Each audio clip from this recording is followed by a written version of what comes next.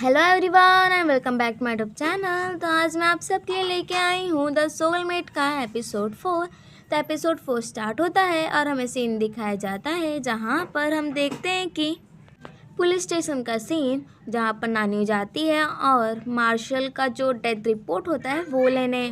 But वो कहती है कि अच्छा मैं एक बार और मार्शल की बॉडी को देख सकती हूँ क्या। बट यहाँ पर जो ऑफिसर होते हैं वो मना करते हैं और कहते हैं कि नहीं, जो जुनशेंग थे उन्होंने अपने डैड की बॉडी लेके चले गए हैं। जिसे सुन के वो कहती है अच्छा ठीक है। फिर जो गावहान था वो कहता है नानियों को कि चलो तुम स्पेस में आओ। और वो स्पेस में आने के बाद एकदम शॉक हो जाती है बिकॉज ये जगह एकदम रियल वर्ल्ड जैसी थी बट ये इमेजिनरी वर्ल्ड थी। वो कहते हैं कि ये मैंने अपनी इमेजिनेशन से बनाया है। अब उसके बाद वो कहता है नानियों से कि तुम्हें क्या लगता है कि ऐसा क्यों।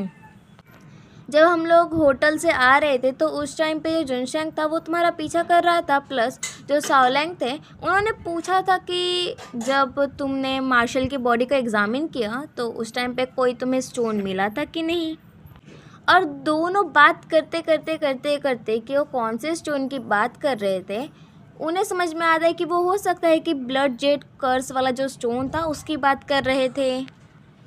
फिर क्या था, जिसे सुनने के बाद जो नानियों थी वो सोचने लगती क्या पता इस जेड के लिए ही जो जुनशेंग था उसने अपने डैड को मार दिया। फिर जो गावहान था वो कहता है कि हम बिना सोचे समझे कुछ हाँ या ना नहीं कह सकते। उसके बाद गावहान कहता है कि हमें पहले एविडेंस ढूंढने चाहिए, उसके बाद ही हम कोई कंक्लूजन पे पहुंच सकते हैं। फिर वो कहती ये बात तो है। फिर वो कहता है चलो ठीक है, फिर हम लोग चलते हैं ग्रैंड मार्शल के मेंशन में। अब यहाँ पर जो नानियों थी वो आती है मेंशन में, बट जो मतलब गार्ड थे वो कहते हैं कि नहीं आप अंदर नहीं जा सकते बिकॉज अभी तक मार्शल आए नहीं है, तो ये आपके इमेज को रेपुटेशन को डैमेज कर सकता है ये बात।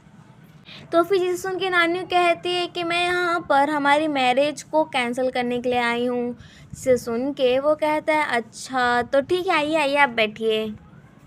फिर नानी सोचती है कि उसे जुनशेंग के बेडरूम में जाके तलाशी लेनी चाहिए, बट वो कहता है सर्वेंट के नहीं आप नहीं जा सकते बिकॉज जो जुनशेंग है उन्होंने मना कर रखा है। मार्शल की जो वाइफ थी वो आ जाती हैं और फिर ये लोग गेस करते हैं कि पक्का यही होंगी बिकॉज ये बहुत ज़्यादा ही लेविश तरीके से तैयार हुई थी। तो फिर यहाँ पर जो थर्ड लेडी थी वो नानियों को कहती है कि चलो तुम मेरे साथ बैठ के चाय पीते हैं और जब जुनशेंग आएंगे तो मैं बोल दूँगी, तुम्हें बता दूँगी, तो तुम आराम से जाके उनसे बात कर लेना। फिर वो कहती है ठीक है। अब यहाँ पर जो नानियों थी वो पूछने लग जाती है थर्ड लेडी से कि आखिर हुआ क्या था, मतलब वो ब्लड जेट कर्स वाला जो था वो मैटर में पूछने लगती हैं। और फिर थर्ड लेडी बताती है कि जब से मार्शल ने वो स्टोन लिया था उसके बाद से मेंशन में कुछ अजीब चीज़ होनी चालू हो गई थी। अब यहाँ पर जो नानियों थी वो वहाँ पर थोड़ा पेस्ट्रीज खाई और उसके बाद उसे चक्कर आना शुरू हो गया था। तो फिर थर्ड लेडी कहती है कि चलो मैं तुम्हें आराम करवा देती हूँ, शायद तुम ज़्यादा थक गई होगी। उसके बाद हम देखते हैं किलर को जो आया होता है नानियों को मारने के लिए, जिसे देख के गावहान कहता है कि नानियों उठने के लिए, बट वो उठ ही नहीं पा रही थी। और यहाँ पर एक बैरियर था रियल वर्ल्ड और इमेजिनरी वर्ल्ड के बीच में, जिसे तोड़ने के बाद ही जो गावहान था वो रियल वर्ल्ड में जा सकता है।